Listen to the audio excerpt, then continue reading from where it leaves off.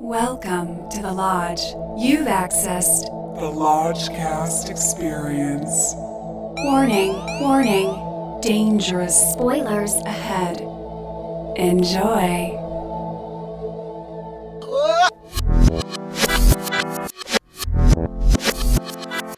Hello once again and welcome to Lockdown Hot Takes. I'm your Lodgemaster. With me as always is Brother Bishki.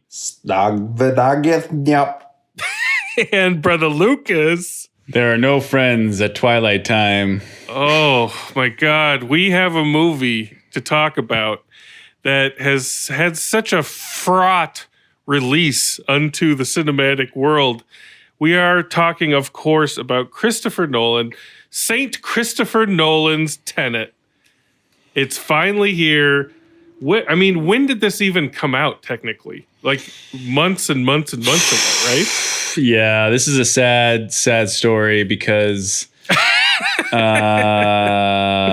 Nolan had a later release date, it would, I think, got pushed with No Time to Die and Dune. Maybe there's still a chance in some world we can all see this together in a theater. But because it opened the summer of COVID, they didn't really know what to do. So they released it kind of, I guess. And he definitely wanted people to see it in the theater. So it was like, this is the one that's going to bring people back and have them brave COVID to come back to the theater to watch. And that's kind of what happened. But we didn't make it. It almost, I was very tempted at numerous times throughout the summer when it was out to just brave it. I really wanted to see this in the IMAX screen. And then we put on your hazmat suit. Yeah. And then we come to this fall and AMC theaters are renting out theaters where you can bring in your quarantined friends, just the Lodge. We were going to have a screening. It was set for, I can't remember the exact date, but it was in October, I think. Or maybe it was November. Yeah, I think it was November 15th. We were going to do it. And then a huge wave of COVID swings into Southern California and AMC theaters shut down again. And it was right before we were going to actually get to go. Yeah, it was like days before. And it was brutal. It was brutal. God smote us, and we were struck down in our prime. Yeah. And we were not able to do it. So at a certain point, it's just like, it's available on VOD. Are we going to do this or are we not? And it's time for the Lodgecast to tackle Tenet once and for all, even though we had to watch it at home. So we saw it projected as big as we possibly could. We turned it up and, we got as much of the experience, the intended experience, as we possibly could. And I'm very curious to see how you guys computed it. I'm going to start off by saying that, I consider myself to have some level of intelligence. I usually can pretty accurately compute what's going on. And this one was difficult for me. I'll have to admit, and I'm not too proud to admit, that I had a bit of trouble understanding what the fuck was going on in this movie. So I lean on you boys to help me a bit, because I feel like you guys are a bit more dialed into Mr. Nolan's predilections, and maybe you guys got more out of it than I did. So have at it. Yeah, I was coming off of Dunkirk, which is one of my favorite films of the last years, 4 Bones. So this was very high hopes for this one. And I knew hotly anticipated from Lodgemaster that this was going to be a different one to comprehend. So I kind of took advantage of my home screening. I'm also rooming with family here in San Francisco, so I watched it on my laptop late at night, and over about a 4-hour period, about a 3.5-hour period. I took my time with it. I rewound it at several points. I was reading the schnapps as we went along to make sure that I was getting everything. And this was your first viewing you were doing this? Or did you watch it once? No, this was my very first viewing. I only watched it once last night. And I have to say that helped a lot. Because I think if I just watched it, in theaters, it's hard to say, but if I just watched it in theaters one way all the way through, I would have been like, yeah, I need to go back and watch that again. And still I'm like, yeah, I need to go back and watch that again. But right. But it helped me to track what I will try to describe as the plot. Before we get into it, Lucas, what was your first blush response? I wasn't super as excited for this Christopher Nolan movie than previous ones. And I think because when I saw the trailer initially in the before times, it didn't really wow me, let's say, the way any of his previous trailers had. Like even Dunkirk, sure, the trailer was pretty amazing, I felt, and Inception, that trailer was amazing, and so on and so forth. But with Tenet, it kind of had this like Matrix Reloaded vibe or something where I was like, you know, the freeway driving. I was like, I've seen this set piece before. The suits kind of reminded me of James Bond. So I'd kind of seen that before. Like all the images in the trailer like didn't really get me hot and bothered. And so I did want to see it like we all did, like on the big screen, ideally IMAX or Dolby Atmos, you know, where the sound is just like that much more intense. But I projected at home on Blu-ray, and I watched it twice. Once with no subtitles, and then once with subtitles, about like a week, nice. a week or a week and a half apart. I forget how long apart, but that's great. But long enough for me to kind of digest what I'd seen and to go back. And yeah, it's a tough one. So I'm not crazy. I'm not crazy, right? No, not at all. Not at all. And honestly, like the first time, I missed a lot because I didn't pause or anything. Like I watched it straight through, and I got like the broad strokes or like the 30,000 feet altitude picture of like what's happening. But the minutia or the logistics of it didn't make any sense to me. And when I was watching it a second time with subtitles, the first thing I noticed, like, and I couldn't believe how dumb I was, because in the trailer and in the first time, like he goes, Tenet's a word and a gesture, like use it wisely. And I'm like, okay. And the first time I saw it, I never ever thought about it again. And then in the second time with the subtitles, he's like saying the word and doing the gesture like in every other scene. And I'm like, oh my God, this actually like is integral to the plot, you know? So you really do need like to pause it or to pay attention, because the sound mix, as always, is a chore. So, Bishki, on your intense laptop deep dive, what did you come away with? Like, what are some of the pearls that you gained from that viewing experience? Well, here's the general schnapps from... Yes, please. And I'm winging this. I didn't write this down. I'm winging this. This is pure Bishki. This is Bishki schnapps. If you want to play the music, you can. Bishki, what's that schnapps? Okay, major spoilers here. This is going to be longer than a Rotten Tomatoes schnapps. From Bishki Tomatoes. From Bishki Tomatoes. Here we go. So in the future, there is a kind of a future Oppenheimer person who unlocks algorithm which causes time to reverse globally, or can potentially cause time to reverse globally on Earth, which due to the physics of it would basically wipe out life on Earth, worse than nuclear holocaust. So we have our protagonist, who is I'm sorry, help me with his name, John David Washington. John David Washington, Denzel's son, and he joins, jumping back in time to the present. He joins shadow organization called Tenet, which is from the future, that is out to stop a madman who is collecting the 9 separated pieces of the algorithm in order to destroy it and in the present day take out humanity. So our protagonist joins forces with Neil, played by, help me with his name, Robert Pattinson.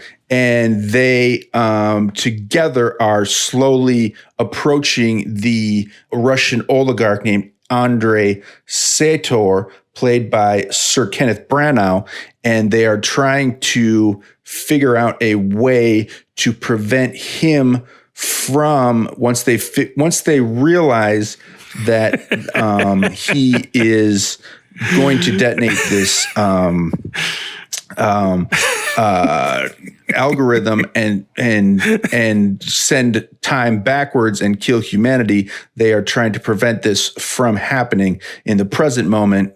And so they do some inverted time travel to go back in the timeline and prevent this from happening.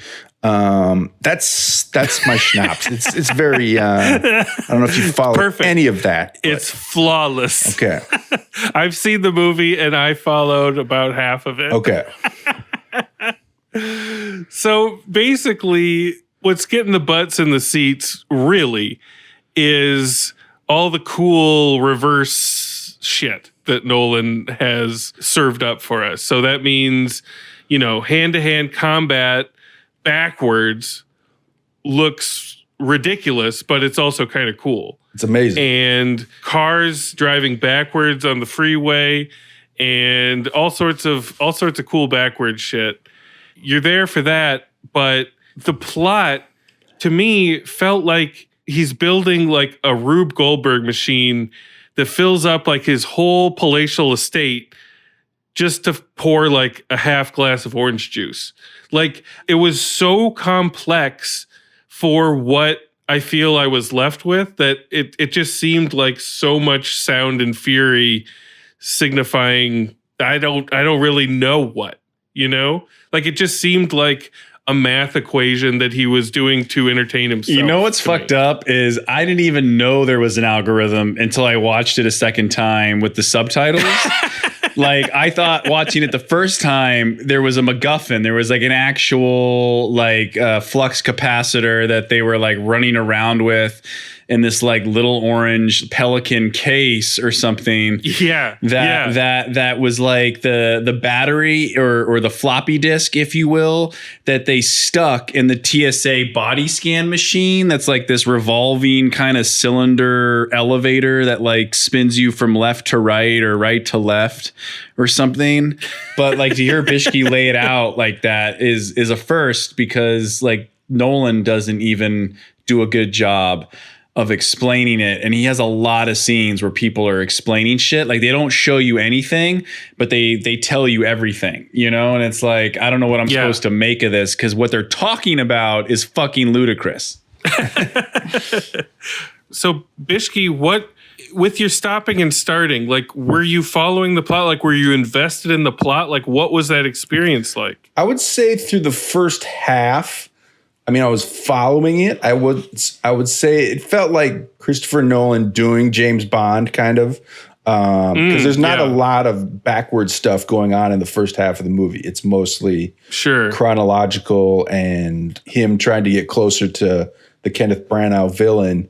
And so I was kind of like with it. I was like, because I was reading what was going on, I was following it and wasn't confused necessarily because I was taking it so slowly. Mm-hmm. But I thought where the movie just really picked up for me was the big ambush scene, which would have been just amazing on the big screen. They're in Estonia and they're ambushing a convoy to try to retrieve one of the parts of the artifact.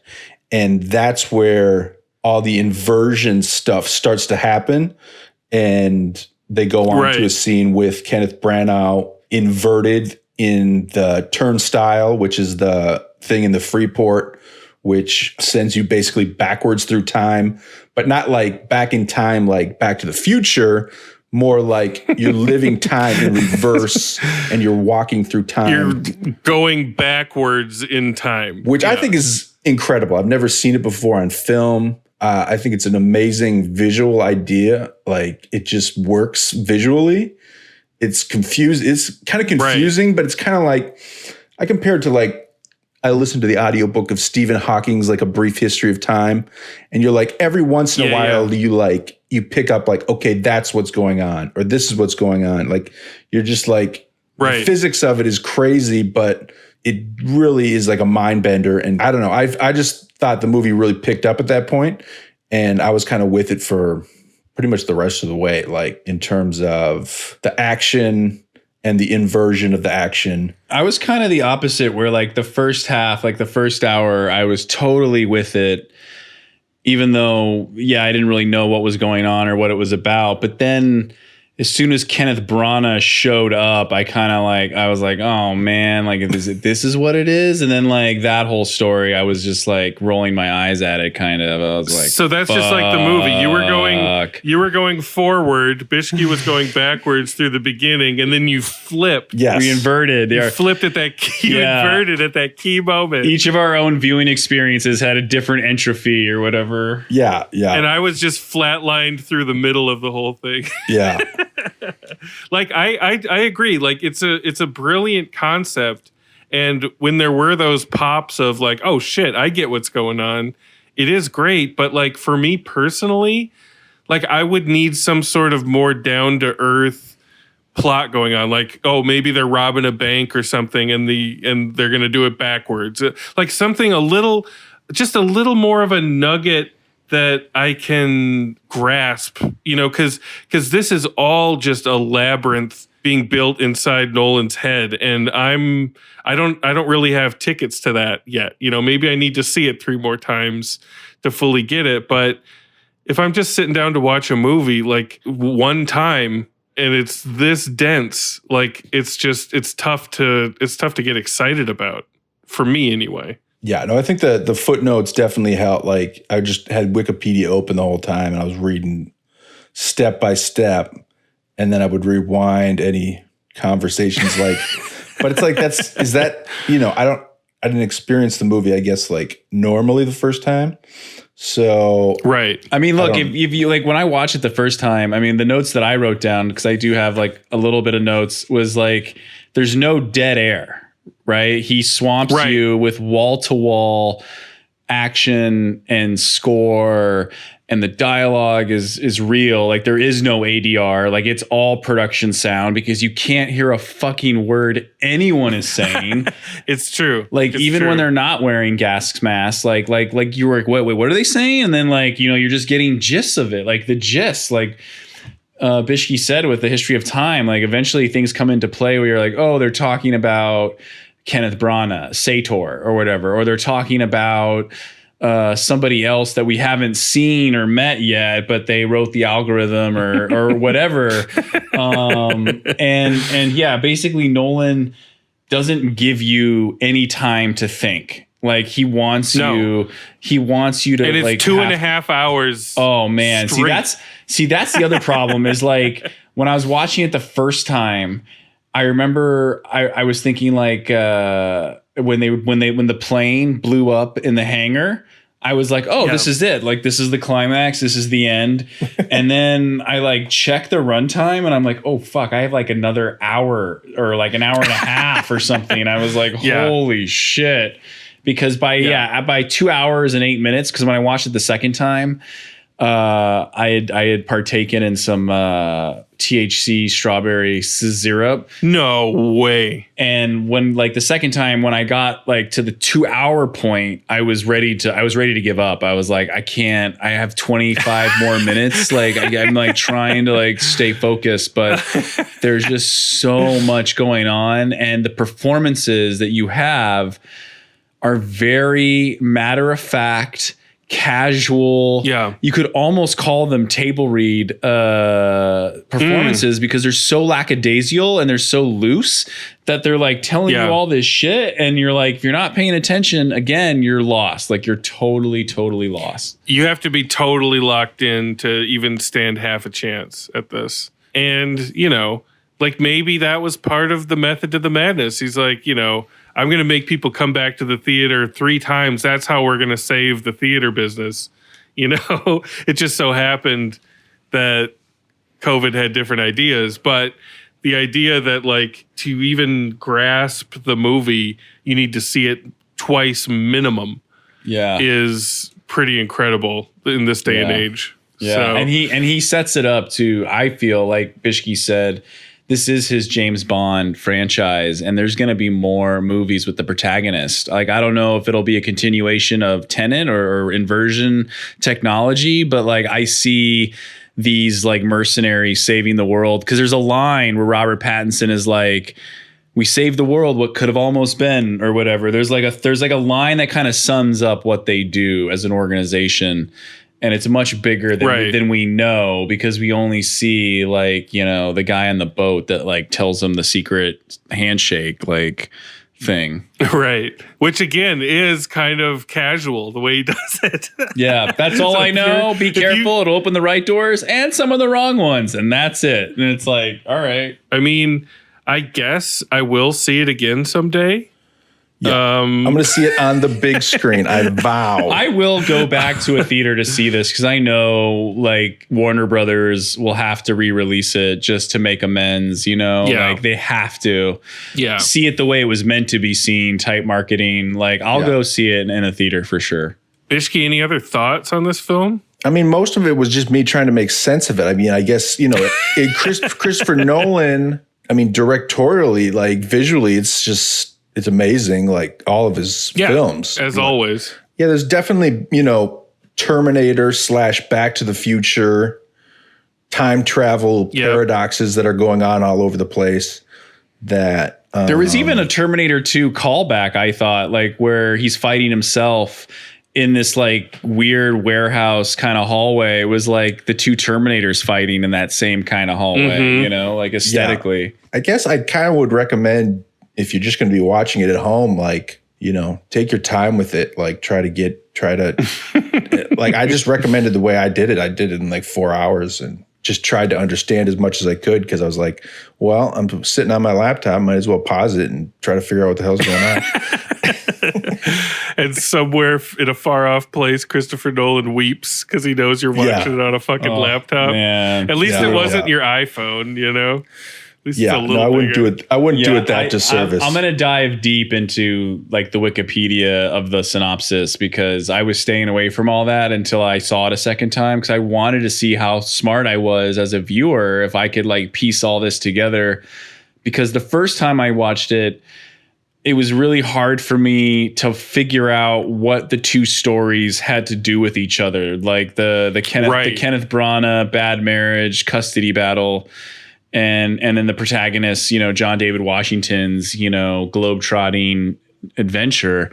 I was like, what? These seem like two different movies, and they're both interesting, but like together, I don't think they work. Like they don't pay off or something, you know, like it would have made more sense to me if the villain was building like the algorithm to invert things to like, you know, take over the world or something, as opposed to destroy it purpose. I don't know. Like, I just thought like maybe Nolan could have worked with a co-writer like his brother or somebody to like flesh it out more. Yeah, I agree. The stakes for the villain are kind of weird. Like they're weird. Like with Cat, you know, the main. Well, I guess also like in terms of like, you mentioned the stakes. It's like, right off the bat, end of the world, nuclear holocaust. No, it's worse than nuclear holocaust. And it's like, okay, well, what the fuck is that? You know, like you're not explaining it, you know, you're not showing us what it is.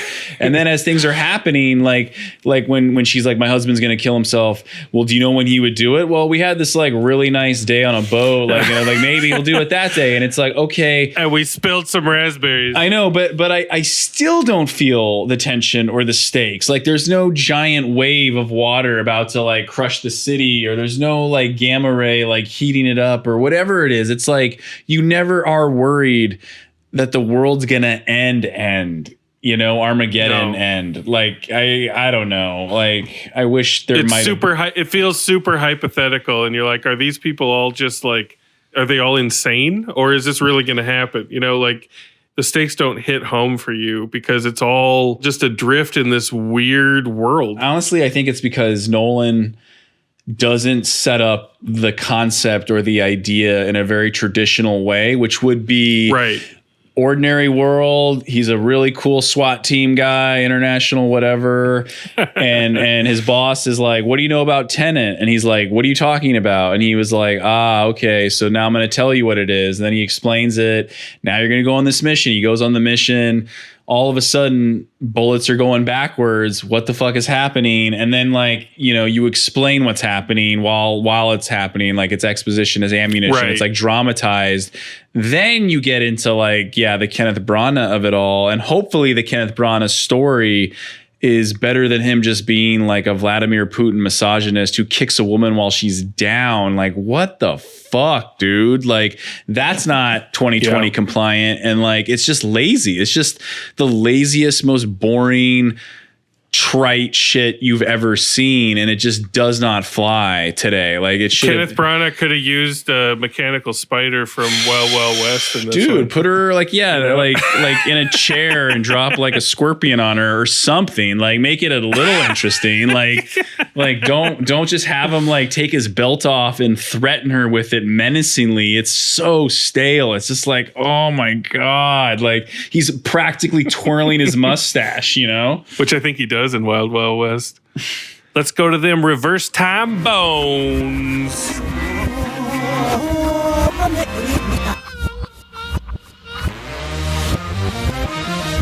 All right. Brother Bishke, what do you got? You're extra wise with this one, so I think you're gonna set the tone here. Yeah, like as I mentioned, you know, I think Lucas and I had a little bit of an inverted experience. I think in the first half, I was with it. I was like, yeah, this is Christopher Nolan doing James Bond, which makes sense. Like, I think he should do a James Bond film someday. Absolutely. I think Nolan, in terms of an action director, is just working on another level from pretty much anybody out there visually and technically. So I was very on board for that. I really wish I would have seen it on the big screen. I think it would have had more of an impact. Yeah. And I think I do agree with some of the criticisms that Lucas has of Kenneth Branagh as kind of a cheesy villain. But I'm going to give it 3 bones on my first viewing. I will review it again in the IMAX theater, hopefully this year sometime. And yes, knock on all the wood. My bones count might go up when I get that Dolby kicking in. But but for right now, 3 bones. I really love, I think, just Nolan's career trajectory. It's just, he's amazing. 3 bones from Brother Bishke. Brother Lucas, what do you got? Yeah, I enjoyed this more than Inception, for the record, because I thought Inception was too convoluted and got bogged down and like too much exposition and explaining, where it's just like, you lost me, dude. Like, I just want to see fun, cool shit. And in this, like, he does kind of just show you a bunch of fun, cool shit, like pretty consistently. Like, it does move at a steady clip, as previously mentioned. I don't know. I just wish that, the story was, maybe the plot itself was maybe tweaked a little bit, because there are some really cool scenes and sequences, like the plane exploding at the airport, or like the desert sequence where there are like 2 teams, you know. It's crazy. Yeah, it's crazy. Just like that I would have loved to have seen on a big screen, like, no doubt. And with the knowledge that because it's Christopher Nolan, he achieved all these crazy visuals probably in the most difficult way possible for himself. Yeah, you know, like, you can believe that it's practical. They fucking figured it out, and it was expensive as fuck. Like that, the movie oozes expensive. Yeah. And the one thing I noticed in this film too, because I really did think of it, like I was joking with someone, and I said, it's like, remember those mix CDs? Like, now that's what I call music, 1990. It's like, now that's what I call Nolan, 2020, because, you know, it takes things from like all his previous films, like plays with time, with Memento, and the whole truck hijacking was like The Dark Knight, and the Opera House was kind of like The Dark Knight Rises a little bit, like that plane hijacking. Like, he really has like his tools that he kind of goes to, and you could just see like where he was taking things from the past and, like, you know, sprucing them up or what have you. Yeah. And like, I just wish he didn't lean so hard on his composer, and he was using a new composer this time. It wasn't Hans, it was Ludwig Goransson. the guy from the Mandalorian. And it's just relentless. Like there's too much of it. And I always feel you can have score, but when the characters are talking in a dialogue and you're still playing it, you're doing like a disservice to your film and your storytelling, because it's just like distracting and it's manipulative, and you're just not confident that the audience is going to be smart enough to emotionally understand or intellectually get what the fuck they're talking about. And then when you throw it into like Nolan's sound mix, like you can't hear what they're saying. Like you physiologically are like, what? Like he whispered something to her. What? Like, I don't know, you know? And he's famous for playing chicken with the audience too, in a way where I think I read him saying something to the effect of, what, like movies aren't allowed to be loud anymore? I'm going to make loud fucking movies, you know? I know. And there's some loud scenes too. It's a dangerous game you play though, because if you can't hear it, you're fucked. It is. And I like the cast, but like there was something about like them being so fresh-faced and young where I was like, man, I know Denzel is too old to play the protagonist, but maybe Idris Elba would have been like a cooler choice, because like there's something about John David Washington. He's very good, but like I don't think he has the charisma of his father, and like he's soft or something. Like he looks to me like an agent. Like I could just see him like at a talent agency, like, you know, Jerry Maguire, like representing somebody or like soliciting and like getting a big role for someone, but to play a tough guy, like beating up a kitchen full of Russians, I'm like, yeah, man, only in the movies, dude. Like, would you be able to beat all these guys up? Because I think you got soft hands. Like, I don't think you've ever worked a day in your life. And if there's one thing that we know Lucas craves, it's gravitas. It's gravitas. Well, no, like just picture Robert Pattinson and Idris Elba together, and there's going to be better chemistry of them doing crazy shit than if it's just like a younger guy his same age where they're like peers, you know? Like, I don't know, just there was no Chucky sauce to it. It was just too like pretty, you know? Like just too pretty. So what does this pretty movie get on your bone scale? Oh, sorry. 2.5 bones. 2.5 bones. On both viewings. Wow. Okay. So we got a 3, we got a 2.5. I'm going to put a big asterisk on this because I feel like I need to see it again to properly assess it. You know, like I saw it, I got what I got from it. I was entertained, you know, here and there when I fully was on board with understanding what was going on. Visually, it's amazing, but you know, I feel like I need to see it again to fully grasp it. And then I'll be able to see if there was something for me to fully grasp.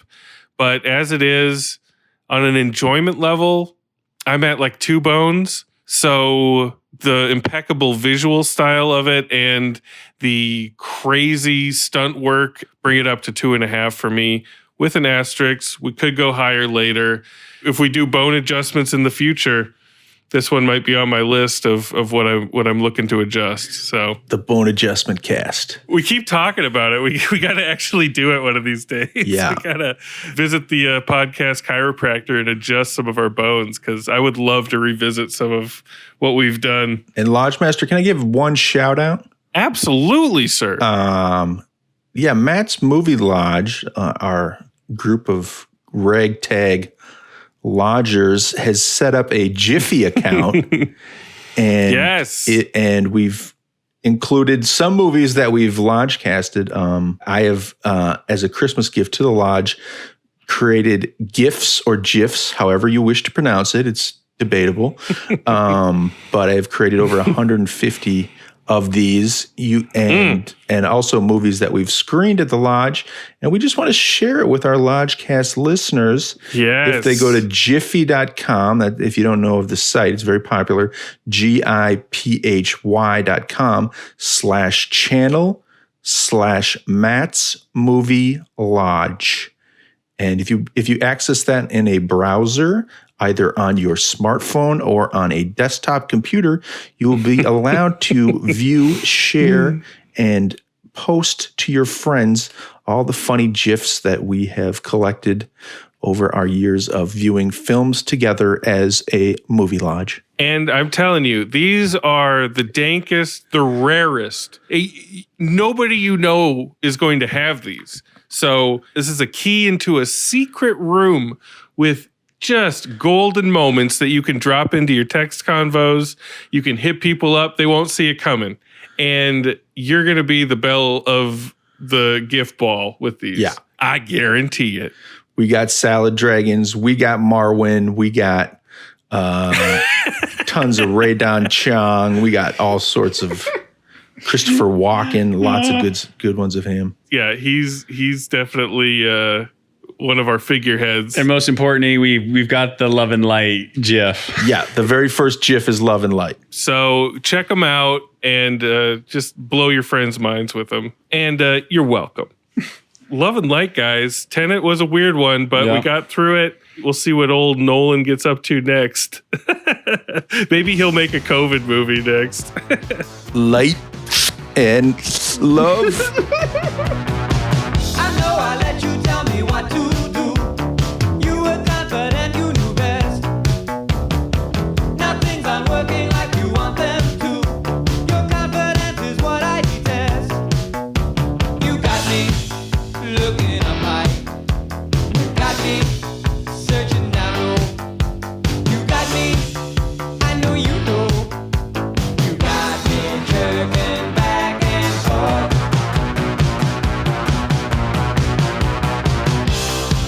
You think it's funny, but what I say is true. The reason that I live like this is all because of you.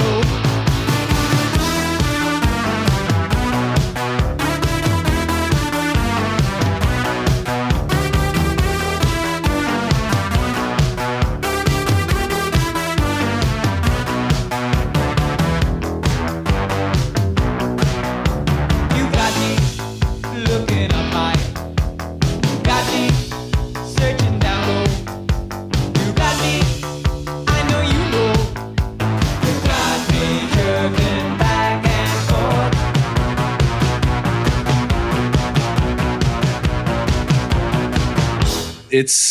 It's a tough one.